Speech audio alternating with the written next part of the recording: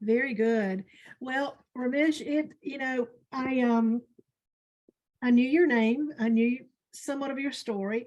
I believe I have heard you speak somewhere, sometime. I've racked my brain to try to figure out exactly where it was. But I tell you, you're the first, I think you're the first rock star we've had as a speaker, because you really do go into that category. All of us, I think, know that you're a survivor, polio survivor. Um, I don't know if everybody knows that, you were, born in India and adopted and went to Canada. And it was really your first trip back to India, from what I read, was really what got you going in the direction to be the kind of advocate, global advocate that you are today. And when I say global advocate, Ramesh has partnered with Global Citizens.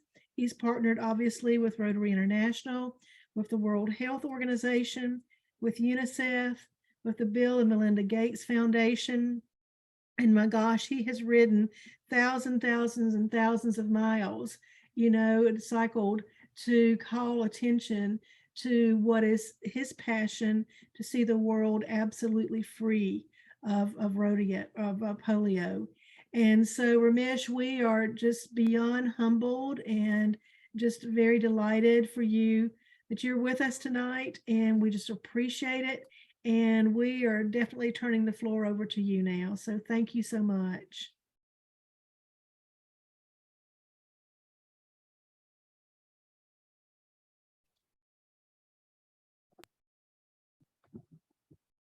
All right. I think thanks very much for that. Let me just see. There we go. Okay, can everyone hear me? And okay, perfect.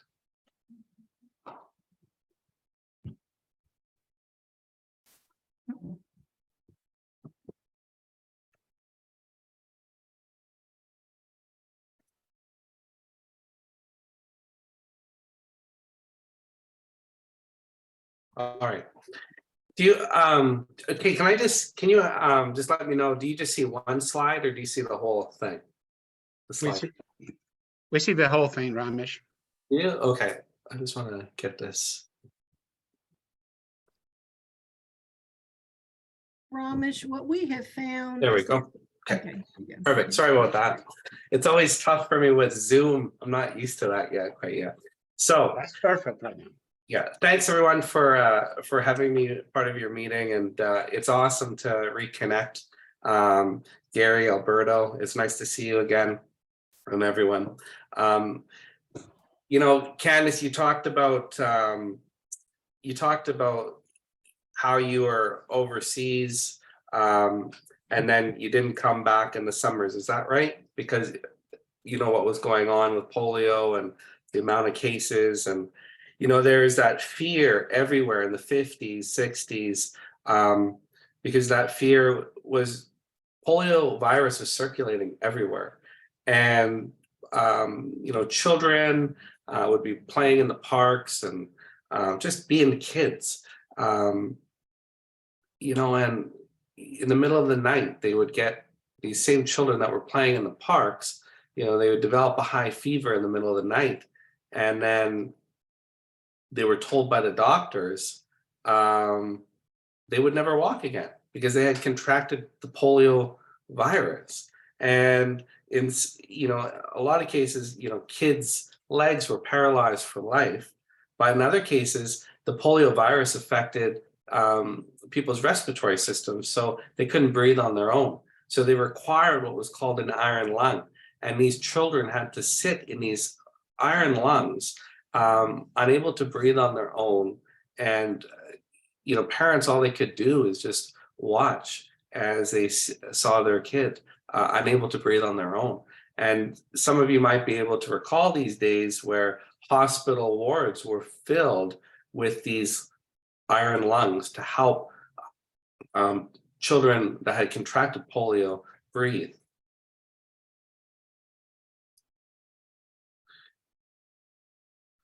There is times where, people were told to stay home and because the polio virus was everywhere. It was paralyzing children's legs.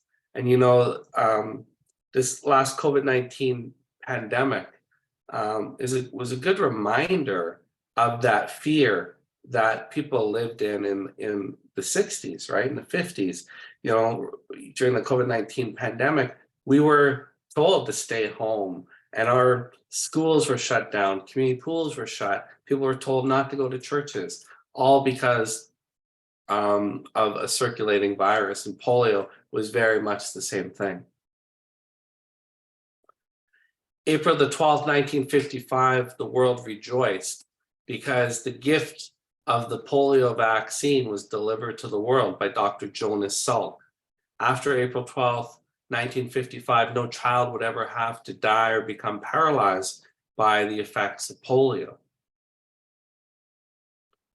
I was born in the southern state of Tamil Nadu, India, and my birth mother, Lakshmi, didn't even hear about polio vaccine. And in 1980, 25 years after the release of Dr. Jonas Salk's polio vaccine, I contracted polio. And my birth mother, Lakshmi, didn't know that I contracted polio, but she just knew that her only son was unable to walk at the age of 1.5 and was really sick. But she didn't know that I had contracted polio. But what she did know was that she didn't have the resources that I required for me to live a healthy life.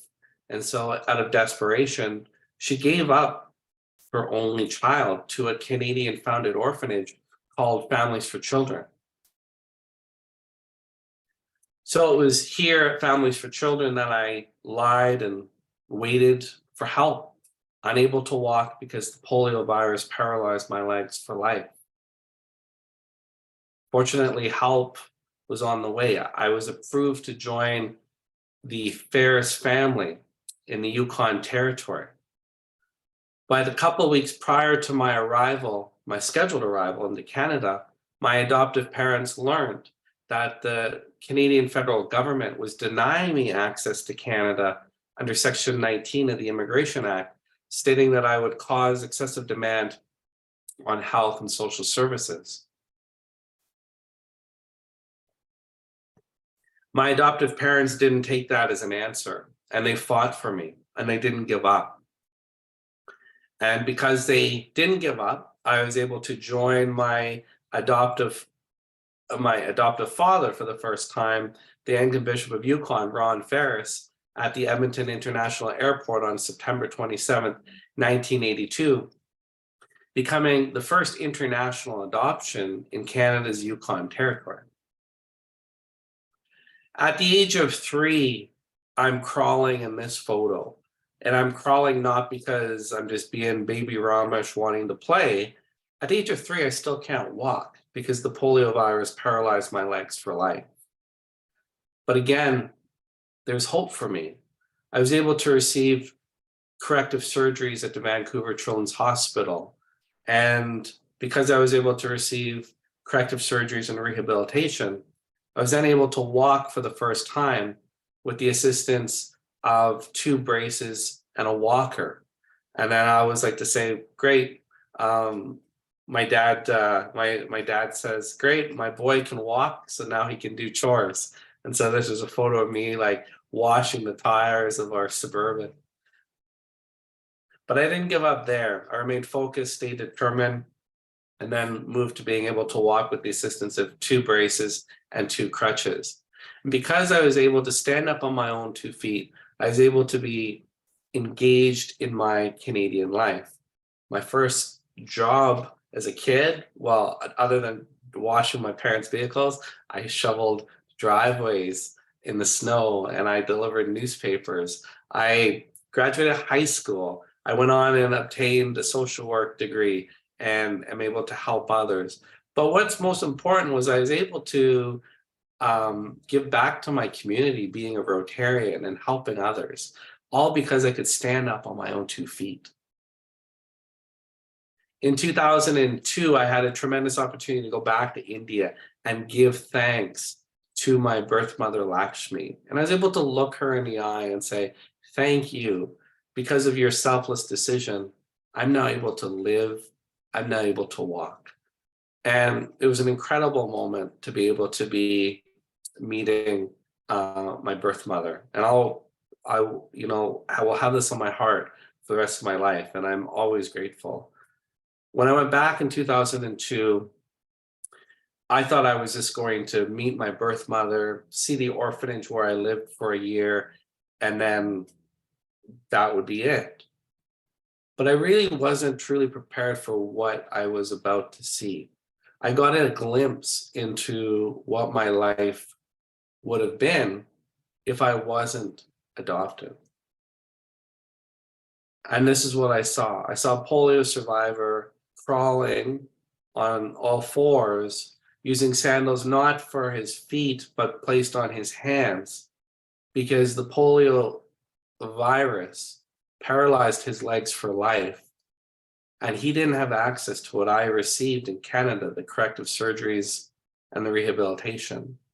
So this child grows up, becomes an adult and a crawler of our world. And when I saw this in 2002, I was horrified. And I continue to be horrified when I see images like this, because I don't believe that any person in our world should live a life doomed to dirt. And I believe in vaccine equity, and that it doesn't matter where a person is born, they should have the right to equal access to life-saving vaccines like the polio virus. Sorry, the polio vaccine.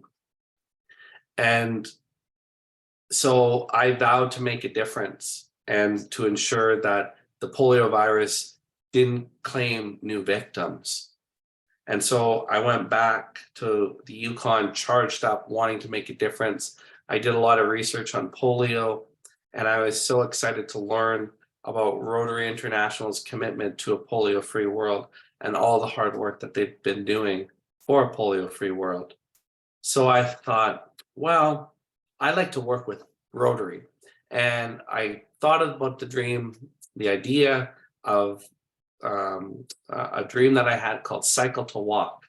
And I was going to get a hand cycle, 27-speed hand cycle, and hand cycle across Canada from Victoria, BC, to the farthest, most easterly point in North America, Cape Spear, Newfoundland, and Labrador. And I shared my dream of Cycle to Walk to raise funds and awareness for polio eradication, education, and rehabilitation with the Rotarians in the Yukon.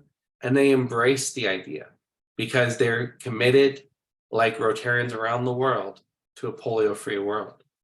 So the dream became a reality, and on April the 12th of 2008, I was joined by young leaders, politicians, Rotarians, and polio survivors. And together we started Cycle to Walk, polio eradication, education, and rehabilitation at mile 0 of the Trans-Canada Highway in Victoria, BC.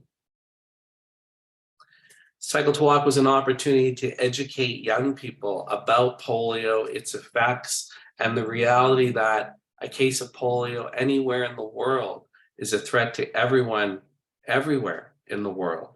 And we all must be vaccinated against polio to ensure we are polio free. The journey was long. You know, it was 7,140 kilometers. And I always say the conversion to that is a lot of miles, but I never gave up on even the toughest days. I had to hand cycle up mountains and through snow and heavy rains. And I didn't give up, because what was fueling me to move forward was knowing that polio survivors are still crawling in dirt today, and that we have a once-in-a-lifetime opportunity to eradicate the world's second disease in human history, and that is going to be polio. And our first disease that we successfully eradicated was smallpox in 1979. So I did not give up on some of the toughest days. And, as Rotarians, I encourage you not to give up in our fight against polio, even when you're feeling fatigued that we've been at it for so long. We can't give up. We're so close. After the Cycle to Walk campaign, I was, it wasn't about whether or not Ramesh could hand cycle across Canada. It was about waking up Canada and our global community that we cannot stop the fight against polio. I partnered and continue to do so with Rotary International and various other partners of the Global Polio Eradication Initiative. And shortly after the Cycle to Walk, I was able to travel back to India to participate in a national immunization day to provide the polio vaccine to a child in the same country where I contracted the disease. And it was such a powerful moment to be able to provide those 2 drops of the polio vaccine to this child, and then think this child will live a life polio free because of those simple actions. Been able to share our Rotary End Polio Now message with many world leaders. I was able to meet with Her Majesty Queen Elizabeth II, and Her Majesty has always been a strong leader in global health, and she was encouraging many world leaders as part of the Commonwealth to continue funding the Global Polio Eradication Initiative. So it was wonderful to be able to meet with her in Canada on one of her tours and share with her our efforts to ending polio and where we're at, and thank her for her support. His Holiness the Dalai Lama, he could recall seeing polio survivors crawling in dirt in India, and he thanked Rotary for their efforts to working to ending polio and encouraged us not to give up. Archbishop Desmond Tutu, a polio survivor himself, I had the opportunity to meet with him in his home in South Africa. And he looks at me and he goes, I'm a polio survivor. I'm like, yes, I know. And he goes, do you think I gave up? I'm like, no, absolutely not. You didn't give up. You're Archbishop Desmond Tutu. And it's like, I didn't give up. He goes, polio affected my right hand, and I didn't give up. I just taught myself how to write with my left. And he thanked Rotary for their efforts to ending polio and encouraged us to continue. And as you know, Archbishop Desmond Tutu was part of our End Polio Now, We're This Close campaign. So you might see images of him participating in that campaign. In 1985, it was estimated there's 350,000 cases of polio annually, new cases of polio annually, spread out over 125 countries. Rotary started its journey ending polio in 1979 when they committed to vaccinating children in the Philippines. They were so successful in that program that they started up the Polio Plus program in 1985. And they were so successful in the Polio Plus program and encouraging world leaders to commit to the largest private public health initiative in world history called the Global Polio Eradication Initiative. And that officially commenced in 1988. And since then, there has been well over $18 billion global investment financially in the fight against polio. Rotary alone has contributed well over 2.1 billion US dollars and vaccinated over 3 billion children worldwide. So it's a tremendous effort. And Rotary has been steering the ship in our efforts to a polio-free world. And it's such an awesome organization to be a part of. And because Rotarians continue to be determined and not give up and continue to be generous in our efforts to ending polio, this is where we're at today. We're not endemic in 125 countries. We're in our final 2 endemic countries of Pakistan and Afghanistan. And we don't have 350,000 cases of polio. To date, we have 1 wild case of polio in 2023. But I have to reinforce that 1 case is 1 case too many. We live in a global community with global travel. So polio truly is just a plane ride away. So as long as there's a single case of circulating wild polio, we are all at risk if people have not been vaccinated.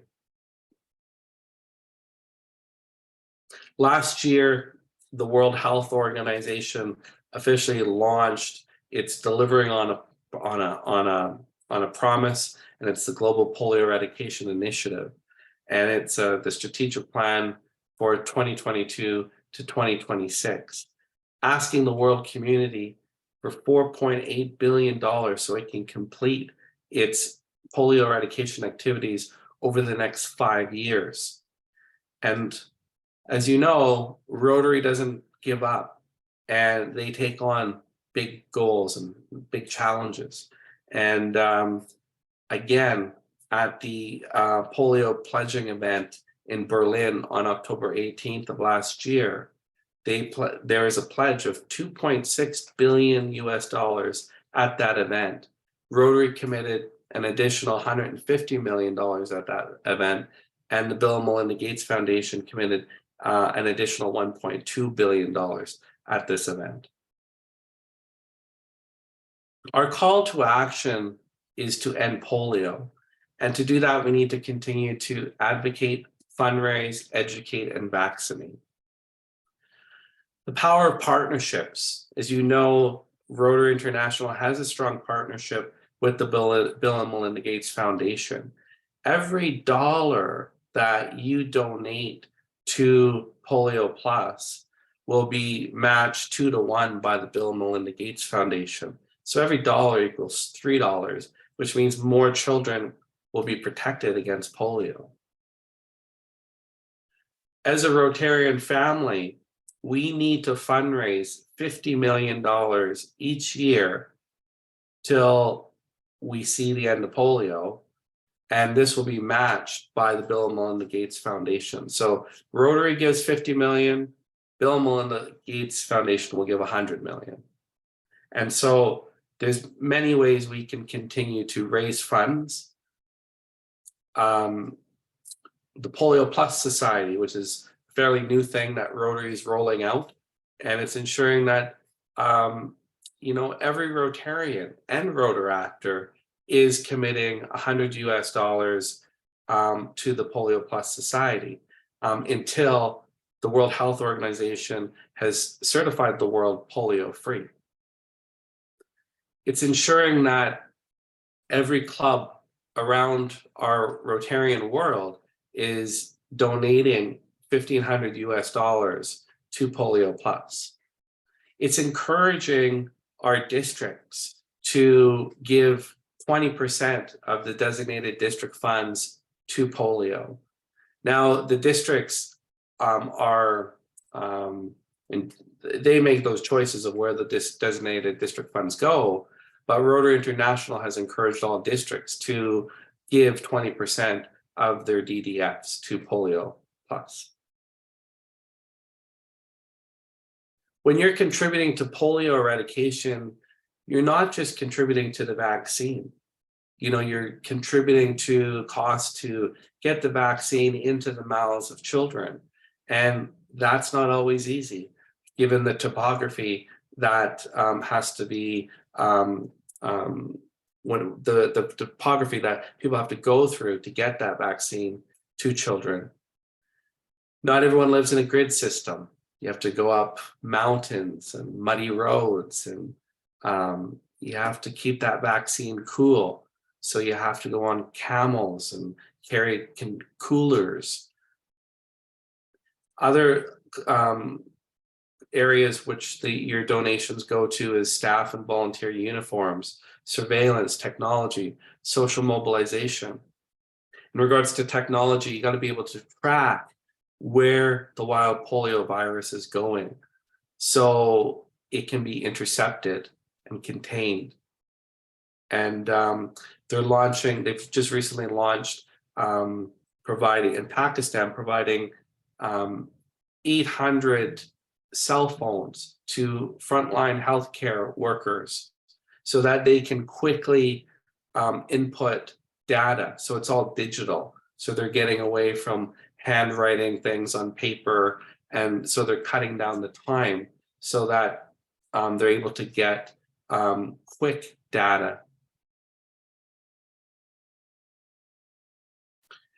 Throughout my advocacy of ending polio, you know, I've done a lot of traveling, and, you know, it means so much for me to know that so many people care. As a polio survivor, the world is less lonely when I see so many amazing actions towards ending polio, you know, from Rotarians doing walks, being innovative with having events like Pints for Polio, and working cooperatively, not just Rotarians, but Rotaractors and Interactors together. You know, and Gary, you might recognize this photo, but Gary and I, as he mentioned, we did go to Kabul, Afghanistan in 2011, and had an opportunity to provide the vaccine to a child here at the health clinic in Kabul. And you know, it was an amazing experience because there was a language barrier, and I was able to show the parents what polio had done to my legs and the effects of not being vaccinated. And they allowed us to vaccinate their child. And then after, the mother looks at me in tears and says, "I'm so grateful that the world has not forgotten about Afghan's children. Thank you for vaccinating my child." And it was a real powerful moment, and I'll always remember that for the rest of my life. Just to know that our money going to ending polio provides the vaccine to children around the world, and it means so much to people. And we just need to continue in our efforts. If you haven't participated on a National Immunization Day, I would encourage you to do so. It's a real powerful experience. It means so much. And I know that Gary and others can talk more about their experiences on National Immunization Days. So I wanted to thank you, but there's other people I wanted to thank you here too for your support in ending polio. So hopefully this video will work.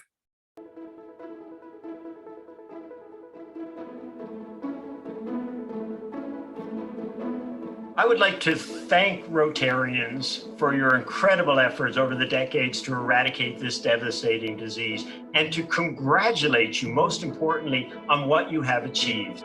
Rotarians have a very powerful global voice, and they've demonstrated that time and time again about polio. Your work matters, and we and the world need you. Every idea and action that you have taken has led us to where we are and where we will be going. We are proud of our amazing partnership with Rotary. As we near the finish line, the work is harder than ever, and Rotary's support is more important than ever. We cannot succeed without you. We must stay the course. Together, we can make sure the children of the future only learn about polio in history books. It's only because of this big global movement, which had Rotary at the very center, that today we're just at the cusp of eradicating polio. Rotarians, we need you, we really do, to continue to do what you historically have done so well, but to actually tick it up a bit. Rotarians, you are almost there. This is an exciting, close to success moment for all of us in the world. If you look at what's made a difference in terms of the progress, often political commitment has been a factor. And Rotary has been key in terms of motivating community leadership, political leadership, to get this job done.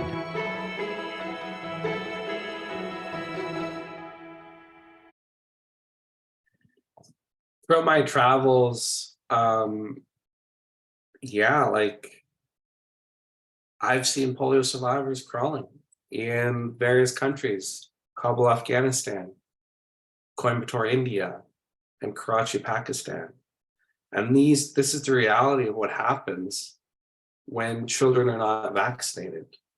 We have a culture of crawlers of our world, and we don't want this. Polio is completely preventable through the vaccine. And Dr. Jonas Salk has a great quote that I love to always share. And he says that hope lies in dreams, in imagination, and in the courage of those who dare to make dreams into reality. So as a polio survivor and as a fellow Rotarian, I just want to encourage you to let's continue in our efforts to end polio, and let's live in a polio-free world. Thank you for your efforts. And, you know, I look forward to working with you as we cross the finish line. So thank you very much. Thank you, Ramesh. That was, I wrote down a couple of things that you said. I think for me, I've never really, you said some amazing things, but one thing that just really hit me over the head, that this really is a once in a lifetime opportunity, you know, for everybody to come together to make this happen. And that push across the finish line, you know, will be the toughest. And, you know, it will take Rotarians, and I think we've kind of been the face of it. And this is very exciting. And I know folks are going to want to make comments and ask questions. And Alberto, I see you have your hand up. And you're on mute. Can Alberto unmute yourself? You're right. I always forget.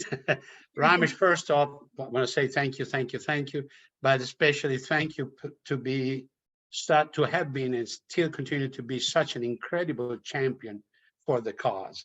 And you never stop. You're relentless, and you've done everything and beyond that most of anybody can do. You met most of the most important head of state. You asked governments to pour money into the program, and they did. So thank you so much. And I also want to tell you that you said that you encourage every club to donate at least $1,500 for the Polio Plus cause. And as the foundation chair for this club, our club is very small, but I'm so proud of our club because we already donated $2,500 this year. So thank you again. And go ahead, Lene. Just real quick, that reminded me, our district has also adopted the Polio Plus Society.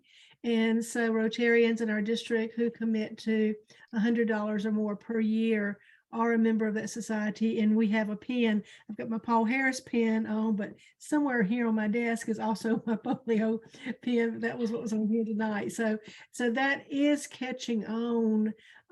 You know, speaking for our district, we can say that. So I'm sorry, Julia, please go ahead. No, that's okay. I'll piggyback on that. And it's weird looking at yourself in the mirror. It's over here. I have my Polio Plus Society pin on because I came from a district in California, 5160.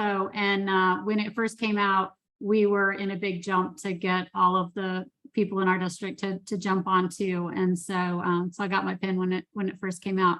And I just want to say two things. One is the picture that you put up with Desmond Tutu and the Queen, and that picture of you, and you think of all the things that you've done in your life when you came from India and then into Canada, and now where you are now, and to be that symbol and to not just take your voice on the road, but just to have touched all those people that are in really powerful roles is amazing. And I hope you sometimes lay there in bed at night and think, what an amazing trip you've been on, because that's impressive.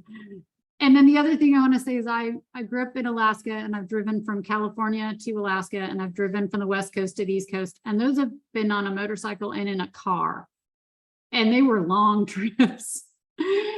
on wheels that were powered by gas. And so that's an hats off to you for the bicycle across the country, because that is an amazing feat for such a great cause. So I'm truly honored to hear your stories tonight.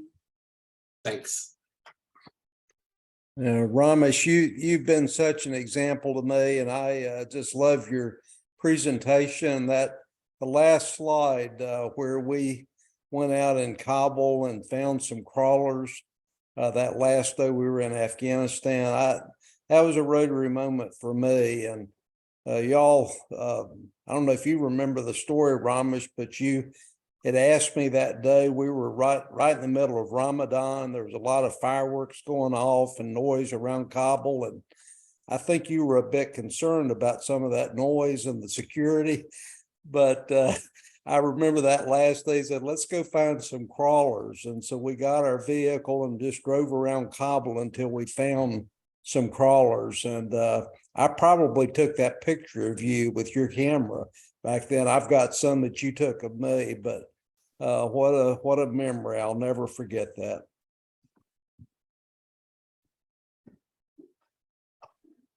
I have a couple of comments. I'm always amazed and impressed with your presentation and those who've worked on polio for so many years. As a district governor back in 2005, Rotary was trying to get polio eradication completed by their 100th anniversary.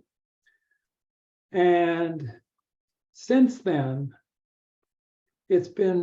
I've been telling people, keep watching the news, because you're going to read that polio has been eradicated, and Rotary has contributed to that happening. And it's been frustrating, even seeing when Bill Gates jumped in with funding. It's been very frustrating as a Rotarian watching to get to this finish line since 2005, when we thought we would be there. So my question to you is, where is the weak link, if there is one, to finally getting to the finish line now? Even though we're down to just a few cases, but they keep cropping up. So what can you tell us about the hope of finally getting there? Well, thanks for your comments. And I think it's important to realize too that the COVID-19 pandemic did have effects on our efforts. It delayed getting vaccine to millions of children, the polio vaccine as part of the routine immunization. That was halted because of the COVID-19 pandemic. The big thing moving forward is money. We need essentially $1 billion annually to run the Global Polio Eradication Initiative. And so we have to be educating community members about the importance of vaccines. I would encourage you to find polio survivors within your communities, to share personal testimonials, so that there's an emotional connection between polio and why we need to eradicate it. Many people think that polio is, a done deal. It was eradicated years ago. It's out of sight, out of mind. But we really need to be doing what we can and leaning on polio survivors or people that have been connected to polio so that they can share these experiences and educate on the importance of vaccines. We really need to be looking at, and I think it's great that your club is donating financially to Polio Plus and doing what you can with the Polio Plus, the Polio Plus Society, but that's not the case for all Rotarians around the world. And so we really have to be educating Rotarians about giving financially as well, utilizing community events. So quite often, we know what we've done for polio, but and it's sort of like preaching to the choir a little bit. So it's trying to find out what you can do to get the End Polio message out at community events. It's advocating to government leaders to ensure that polio eradication is on the agenda and in the forefront of government leaders, so that the US government continues to be a strong financial supporter in ending polio. And the state leaders are encouraging vaccines, so we don't have polio cropping up in unvaccinated populations in our world, like we've seen in London and in New York and various other places. So it's a combination of community education, Rotary family education, because we're all fatigued, and continuing to financially donate and urging our government leaders to stay strong in the fight against polio. I hope that helps. That's just some ideas, right? And Thank you. and the other last piece to this is encouraging Rotaractors, young people, because I know that every Rotaractor buys a coffee at Starbucks or wherever your coffee shop is. I know that. So it's encouraging them, no matter what, that every dollar makes a difference. And so if they can give up a coffee, they know that that's 2 to 1 by the Gates Foundation, and that goes far. So it's recognizing that we all have a part to play, and figuring that out and educating people about that. Well, Ramesh, I think it's going to be very exciting to see you take over a district as district governor. Your reach, while certainly has been global, that concentrated effort in one district is going to be, I think we're going to all be in awe of what you've done. I love the fact that you have told us some ideas of what we can do as a club other than giving. We'll continue to give. We aim to be a very strong, as an e-club, sometimes, the service thing, we're tackling that, we're getting better with it. But sometimes, we struggle a little bit with that, but we certainly have not, we've certainly done pretty good on the giving side, and we'll continue to do that. But as an e-club, we may have a unique opportunity to help get the word out and use some of the channels that we do from social media and everything else. So that's very encouraging and very helpful. We thank you for that. We thank you for being here. I really do look at you as a rock star of Rotary. I mean, this is just like, I feel like we just, were blessed with the icing on the cake for you to be here tonight. So this was just great. Thank you so much. And I would ask you if you can stay with us just for a couple more minutes. We like to end our program in a fairly traditional way. I'm going to share my screen now. And so we've got our, our seal here, and then, and then we've already talked about coming to the Lake House on the 30th of April. And since we can't give you a coffee mug or something like that for being our speaker, what we can do and what we like to do is to donate a book to the little free library in one of our areas. And when I found out you were an author of a book, Better Than the Cure, your journey to ending, freeing the world of polio, I thought we have to put that book in a little free library. So that book will go into a little free library in recognition and honor of all that you do for the inspiration that you've provided to Rotarians and the world. So thank you so much, Ramesh. Thank you for being here. This was a really special night for us, and you made it that way. Thank you very much, and thank you for all that you do and continue to do. Thank you very much, everyone.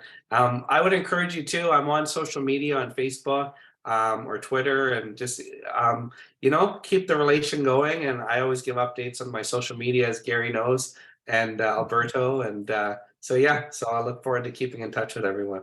Wonderful. Thank you so much.